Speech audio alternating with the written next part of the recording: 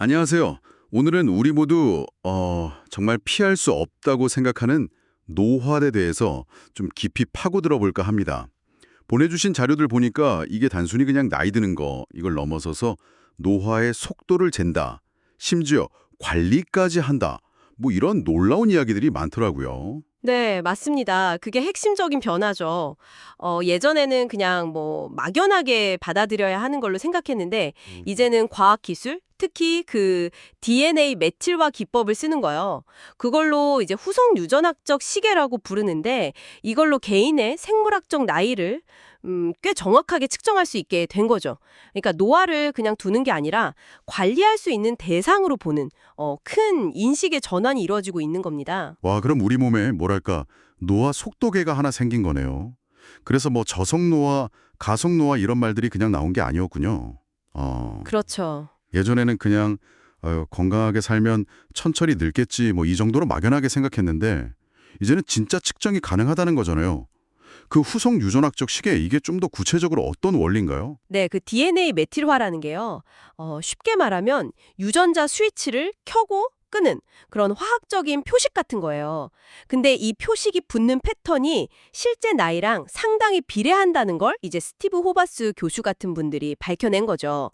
그동안 뭐 텔로미러 길이 측정 얘기도 있었잖아요. 네, 있었죠. 근데 그건 좀 개인차가 크고, 그런데 이 메틸화 패턴은 나이하고 연관성이 훨씬 뚜렷하고 일관성 있게 나타나요. 그래서 더 정확하다고 보는 거고요. 아, 켈로미아보다 더 정확하다. 정말 흥미롭네요. 그래서 그런지 자료에 나온 그 30대 하상희 씨 케이스처럼 저속노화를 목표로 식단 엄청 신경 쓰시잖아요. 뭐 잡곡밥, 채소, 생선 위주로 드시고 단순당 줄이고 또 운동도 꾸준히 하시고 잠도 충분히 뭐 7시간 이상 꼭 주무시고 이런 분들이 점점 늘고 있는 거겠죠. 젊은 세대 사이에서는 이게 뭐랄까 거의 밈처럼 시작했다가 진지한 자기관리 트렌드가 됐다고 하더라고요. 네, 바로 그 지점이 중요합니다. 그런 생활 습관들이 그냥 뭐 기분 좋고 건강해지는 느낌 이걸 넘어서서요. 실제로 우리 몸의 후속 유전체, 그러니까 유전자가 어떻게 작동할지 조절하는 시스템에 측정 가능한 흔적을 남긴다는 거예요. 후속 유전학이라는 게 바로 이런 거거든요. 환경 요인, 그러니까 식습관, 스트레스, 운동 같은 것들이 유전자가 발현되는 방식에 어떻게 영향을 미치는지 연구하는 분야고요. 이 DNA 메틸화가 바로 대표적인 후성 유전자 변화인 거죠. 아, 그러니까 우리가 노력하는 게 진짜 몸에 기록된다는 거네요. 그렇죠. 심지어 하버드의대 연구 보니까 극심한 스트레스를 받으면 생체 나이가 확 늘었다가도 그 스트레스에서 회복하면 다시 젊어질 수도 있다는 결과도 있었어요. 와, 진짜요? 그럼 희망적인데요? 네, 그렇죠. 일상의 작은 선택들이 모여서 정말로 생체 시계를 되돌릴 수도 있다는 그런 가능성을 보여주는 거죠.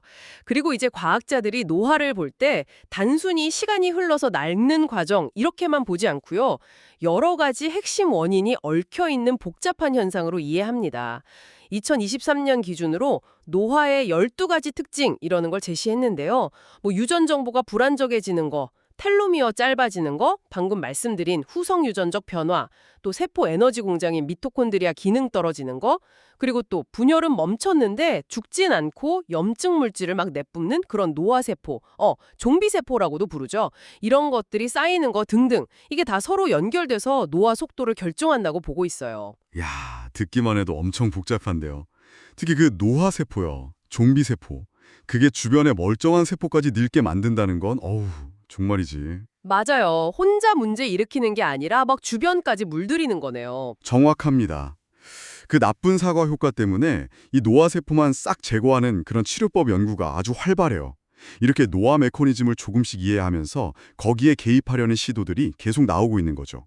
예를 들면 최근에 늙은 쥐 실험에서요. 면역 시스템의 특정 수용체 TLR5라는 게 있는데 이걸 자극하는 물질을 투여했어요. 그랬더니 놀랍게도 쥐털에 윤기가 돌고 뭐 골밀도나 시력 같은 것도 좋아지고 전반적으로 회춘하는 효과가 나타나면서 수명까지 한 10% 늘어났다고 해요. 와, 10%나요? 네.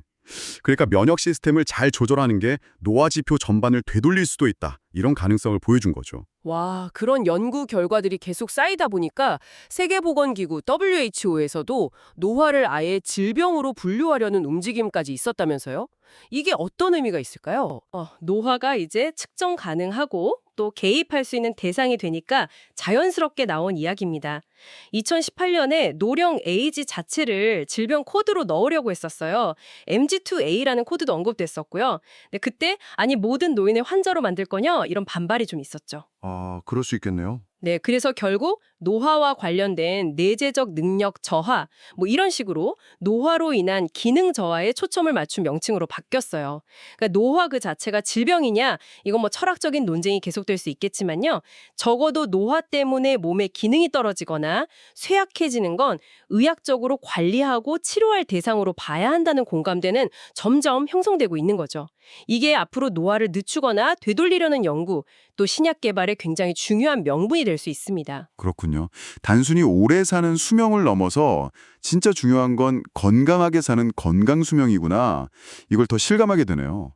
우리나라 사람들 기대 수명이랑 건강 수명 차이가 10년 이상 난다고 하니까 그 간극을 줄이는 게 정말 큰 숙제겠어요. 맞습니다. 오늘 쭉 얘기를 들어보니까 노화는 더 이상 그냥 받아들여야 할 숙명이 아니라 우리가 적극적으로 이해하고 또 관리할 수 있는 과정으로 바뀌고 있다는 생각이 듭니다. 네, 그렇습니다.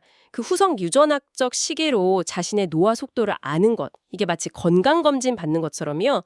현재 내 상태를 딱 점검하고 더 나은 방향으로 나아갈 어떤 동기, 계기를 제공해 줄 수 있겠죠. 내 몸 상태를 알아야 개선의 실마리도 잡을 수 있으니까요. 네. 오늘 이 이야기가 여러분의 시간을 좀 더 건강하고 의미 있게 가꾸시는데 작은 영감이 되었기를 바랍니다. 자, 그럼 마지막으로 이 질문을 한번 던져볼게요. 만약 당신의 정확한 생체 나이를 알게 된다면 당신의 삶에서 가장 먼저 바꾸고 싶은 것은 무엇일까요? 이 질문 한번 깊이 생각해 보시면서 오늘 탐험을 여기서 마치겠습니다.